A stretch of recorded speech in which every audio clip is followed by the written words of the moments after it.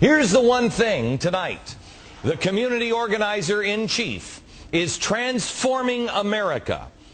But nobody is really noticing. And I think it's because they don't know what they're looking for. I want to show you a picture here. Can you bring this picture up?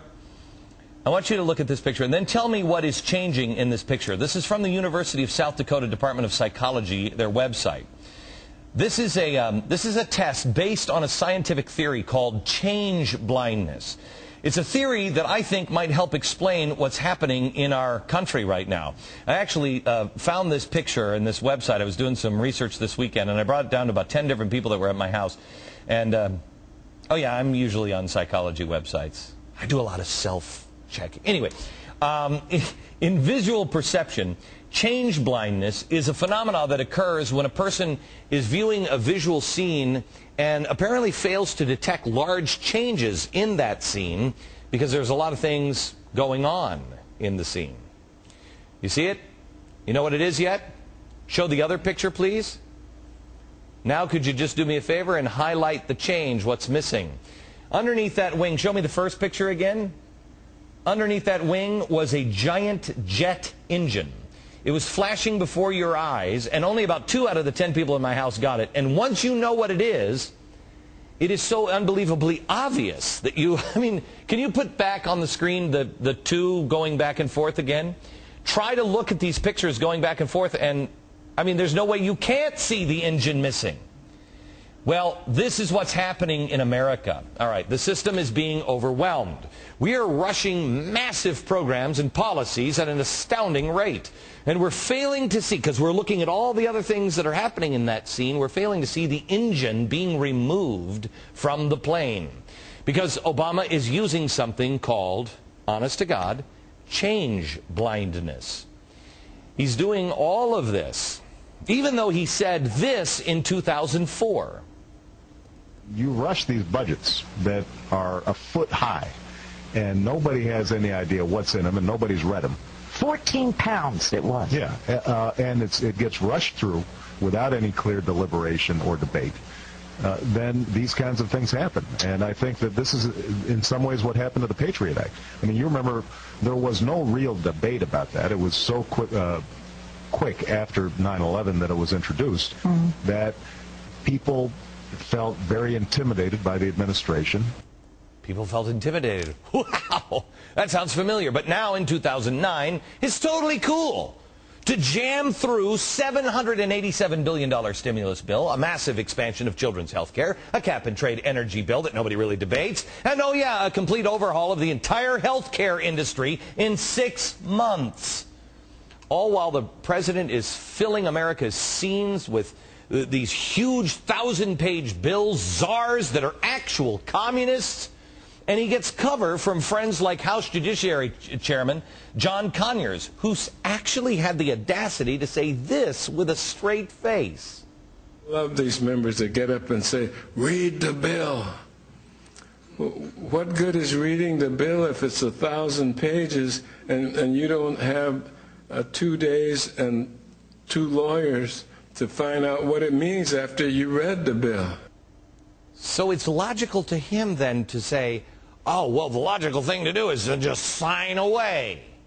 Instead of saying, no, I can't do it in 2 days, you're going to have to wait. The world is upside down. They're taking the engine off our airplane. Now, we see things like this, and we rightfully so become outraged.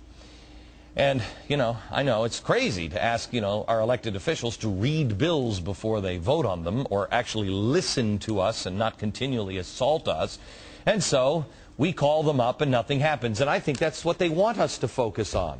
Because while we're complaining and on the phone yelling at somebody in their staff, the millions the government spends on turtles for, you know, our bridges for turtles or toilet restorations like we told you yesterday, America's picture is being transformed and we're not noticing it. None of the small stuff is as important as the fundamental changes currently being made to how our country works. Even the health care bill. This health care bill in any form must not pass because this is about structure. They are taking the bolts off of that engine. All they need to open is a crack and they will go inside. health care. Has anybody asked who's behind the health care bill? Let me ask you this. Has anyone said, gee, these are so complex. They're 1,300 pages, each of them. They have 10,000 pages that have been produced in the last 6 months. Gigantic, complex bills. Who did this? Who wrote that? Who knows it? Who's behind the health care bill? Let me ask you a question. If a doctor said, hey, I've got medicine for you. I got medicine for your grandma. Would you say, oh, that's great, medicine, that's great. Wouldn't you like to know who the doctor is that is prescribing the medicine? Is the doctor Dr. Huxtable or Dr. Kevorkian? It does kind of make a difference on who's prescribing the drugs. Just ask Michael Jackson. This isn't about a slight change of paint color. This is about an engine completely disappearing, America's engine. It is being completely removed right before our eyes.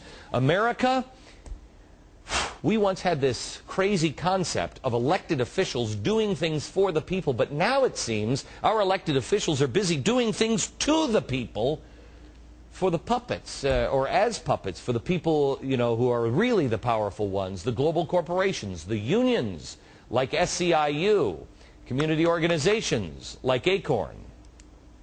I spent my entire adult life working with SEIU. I'm not a newcomer to this. I didn't just suddenly discover SEIU. On the campaign trail, your agenda's been my agenda in the United States Senate. Before debating health care, I talked to Andy Stern and SEIU members. Before immigration debates took place in Washington, I talked with Alcia Medina and SEIU members. Before the EFCA, I talked to SEIU. Before I even get inaugurated, during the transition, we're going to be calling all of you in to help us shape the agenda. We're going to be having meetings all across the country with community organizations so that you have input into the agenda for the next presidency of the United States of America.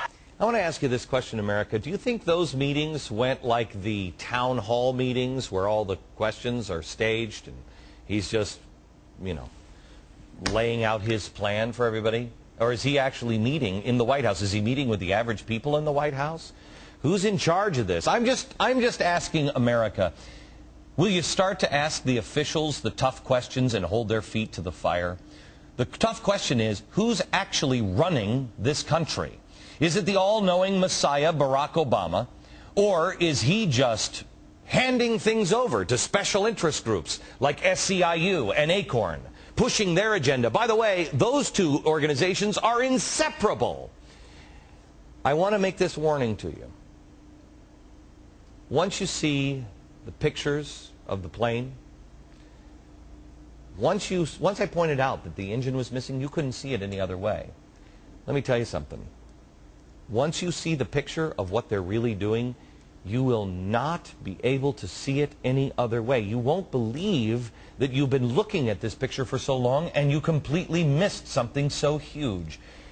And I warn you of this because if you're anything like me, you will have many, many sleepless nights wondering how everyone else has change blindness and just can't see it.